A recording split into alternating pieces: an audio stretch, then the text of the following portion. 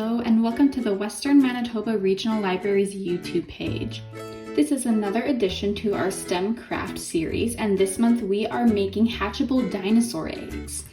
For this craft we need a couple different things. We need a cup of baking soda, which I have here, a quarter cup of cornstarch, which is right here. We need water, which I have off to the side. We can also use food coloring to color our eggs, but that part is totally optional.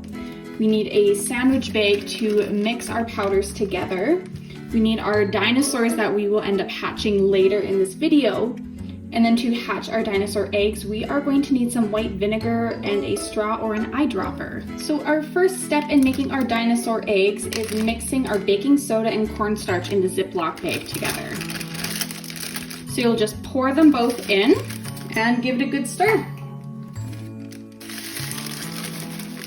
Stir it, I like to just move it back and forth once the bag is completely sealed here so you can mix it well together. Once it's all mixed together, you can add the food coloring.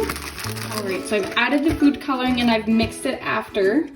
So now it's time to start adding water. So we are going to add water in really small amounts, about 2 to 3 tablespoons at a time.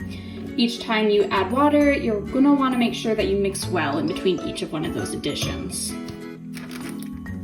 So you'll continue adding water until the mixture starts to resemble a very soft dough that will hold together and not crumble.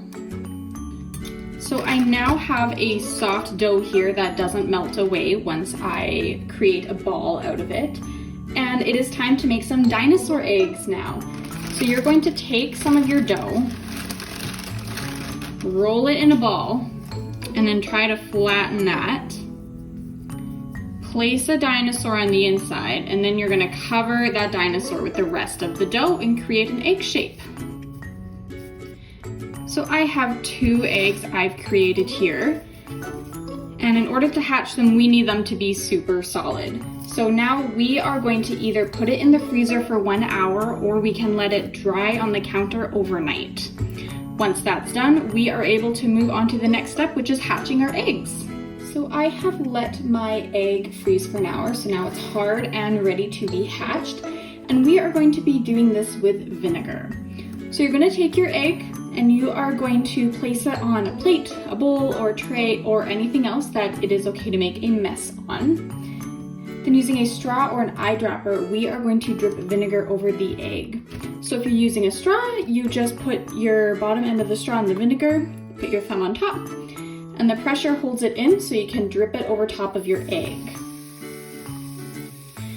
And you can hear it start to fizz away there.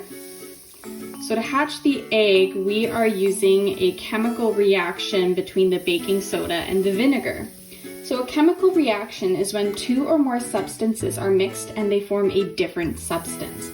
In our case, we are mixing the baking soda, which is a solid, and that's what our egg was made of, with the vinegar, which is a liquid. They are mixing, and together they are producing carbon dioxide, which is a gas. The carbon dioxide is what is making the bubbles and all the fizzing happen, and it's what's going to hatch our egg ultimately. If you want to get more technical, we can also call this an acid-base reaction.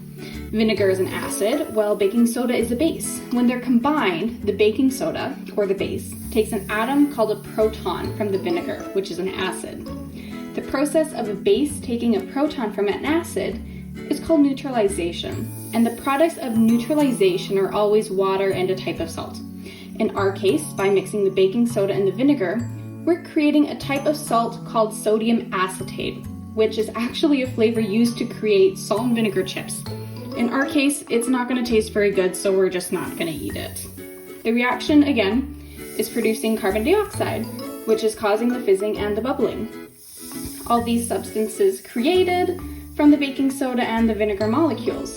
So the egg, which is mostly made of baking soda, is melting away to formulate these new products and eventually reveal our dinosaur. So after a little bit of excavating, I was able to free my dinosaur from its egg. Make sure to subscribe to our YouTube channel or check our social media pages for our next STEM craft series, which will be happening this summer.